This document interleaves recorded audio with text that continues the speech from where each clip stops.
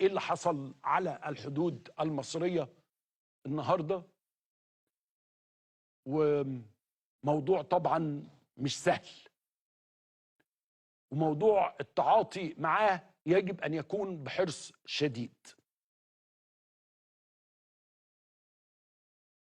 التحدث العسكري فجر اليوم السبت الموافق 3/6/2023 قام أحد عناصر الأمن المكلفة بتأمين خط الحدود الدولية بمطاردة عناصر تهريب المخدرات، وأثناء المطاردة قام فرد الأمن باختراق حاجز التأمين وتبادل إطلاق النيران، مما أدى إلى وفاة 3 أفراد من عناصر التأمين الإسرائيلية وإصابة 2 آخرين، بالإضافة إلى وفاة فرد التأمين المصري أثناء تبادل إطلاق النيران. وجاري اتخاذ كافة إجراءات البحث والتفتيش والتأمين للمنطقة، وكذا اتخاذ الإجراءات القانونية حيال الواقعة. خالص التعازي لأسر المتوفين وتمنياتنا بالشفاء العاجل للمصابين. ثم من ساعتين المتحدث العسكري أيضا طلع بيان قال فيه: قام الفريق الأول محمد زكي القائد العام للقوات المسلحة وزير الدفاع والإنتاج الحربي بإجراء اتصال هاتفي بوزير الدفاع الإسرائيلي يواف جالنت لبحث ملابسات حادث اليوم وتقديم واجب العزاء في ضحايا الحادث من الجانبين، والتنسيق المشترك لاتخاذ ما يلزم من إجراءات لمنع تكرار مثل هذه الحوادث مستقبلا.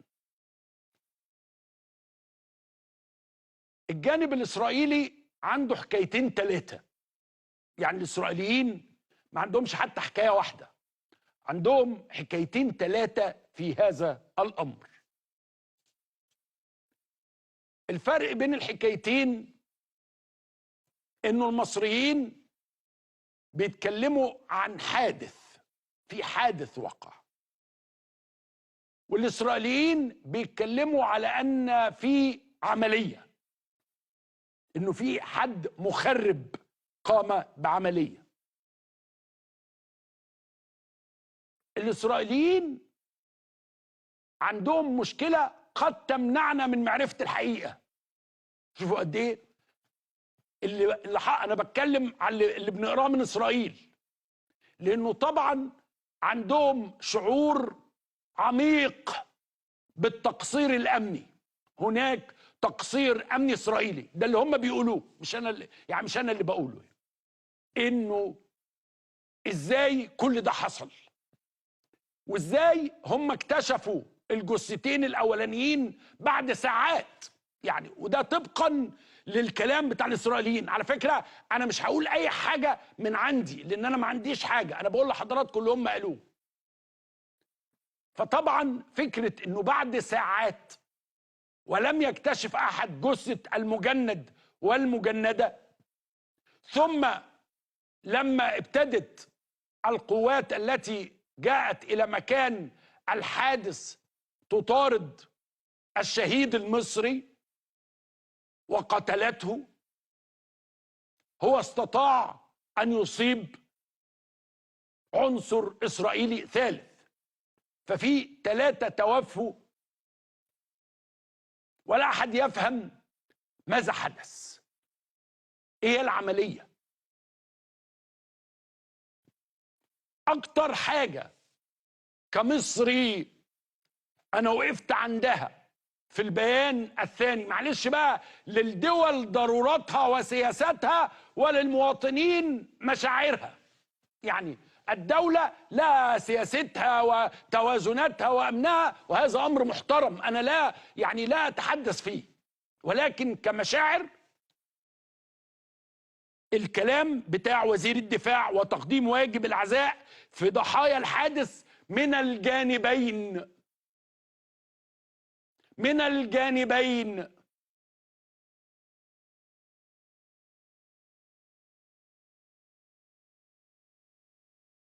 انه في حاجة حصلت محدش فاهمها،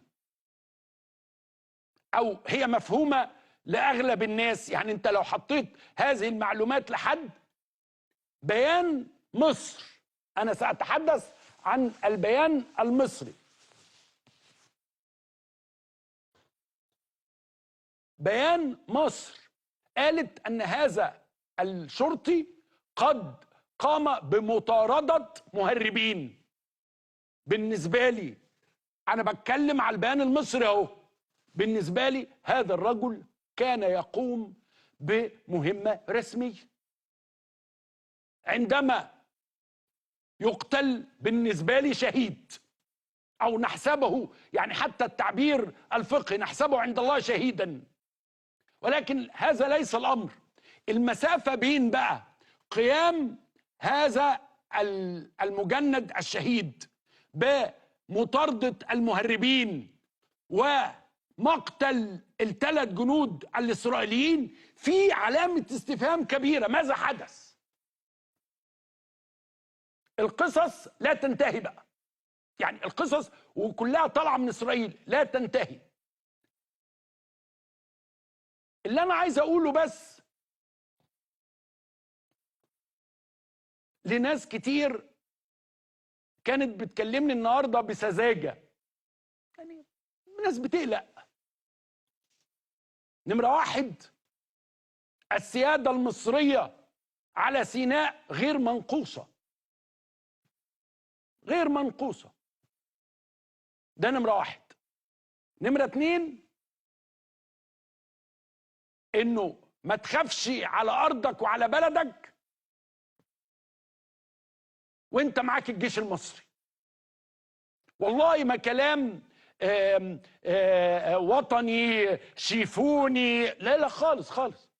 انت يعني ما حدث بجد في جاب، في فجوة في القصة موجودة، وانا متأكد، لانه خدوا بالكم ان المجتمع الاسرائيلي طبعا هناك دخل وخلافات بين الاحزاب وبين الناس، والحكايه والروايه ونتنياهو ومشكله نتنياهو وكل هذه الاشياء.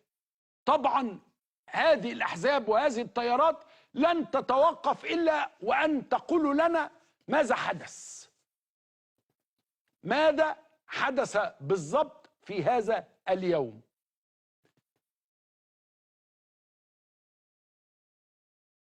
نفسي، وده رجاء، وانا عارف ده رجاء من اعلامي رزل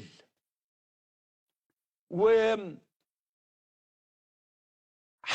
لا يقدر حجم المسؤوليه اللي الناس تبقى فيها. شوفوا قد ايه انا بقول لكم من الاول اهو، اعلامي رزل وحد لا يقدر فعلا مسؤوليه الناس اللي بتبقى ايديها جوه المساله الصعبه. أرجو دائما، وأنا عارف أنه هذا الأمر بيحدث لاتخاذ أكبر قدر من الحيطة، أكبر قدر من تقصي المعلومات وإلى آخره، أنه إحنا يبقى عندنا سرعة أكتر في معرفة ما يحدث. إحنا النهاردة قعدنا وقت طويل الإسرائيليين والقنوات الفضائية العربية والأجنبية بس. أنا عارف في هذا الوقت الجانب المصري عنده مليون حاجة أهم من ده، ولكن علمونا دايما إنه لازم يكون في ليد. يعني إيه ليد؟ يعني دايما لو أنت معاك خبر حط بس كده إنه إحنا لقينا كذا كذا كذا كذا وسنوافيكم في بيانات أخرى بمعلومات أخرى. إنما إحنا قعدنا وقت الإسرائيليين شغالين من الصبح، قاعدين بقى ده حصل كذا، ده حصل، لغايه اما طلع البيان المصري وقال لنا ايه الحكايه، كيف ترى مصر الحكايه، لانه الحكايه بين طرفين مش طرف واحد. فانا بس عارف انه ده طلب بايخ، وعارف انه جايز يكون غلط حتى ان انا بطلبه، ولكن الناس قاعده. يا جماعه انا مش محتاج اقول احنا بنحب البلد دي قد ايه، انا مش محتاج اقول حدودنا يعني ايه، أنا مش محتاج أقول المقاتل المصري اللي على الحدود ده يعني إيه بالنسبة لنا. إحنا مش عايزين نعرف علشان نتسلى، إحنا عايزين نعرف علشان نفهم، عشان نطمن، علشان نعرف بلدنا بيجرى فيه. فأنا معلش بطلب برزالة وغلاسة وقلة مسؤولية. شوف قد إيه أهو أنا بعترف، وقلة مسؤولية أنه في أي، وربنا ما يجيب يعني أشياء أخرى، إن يكون دائما في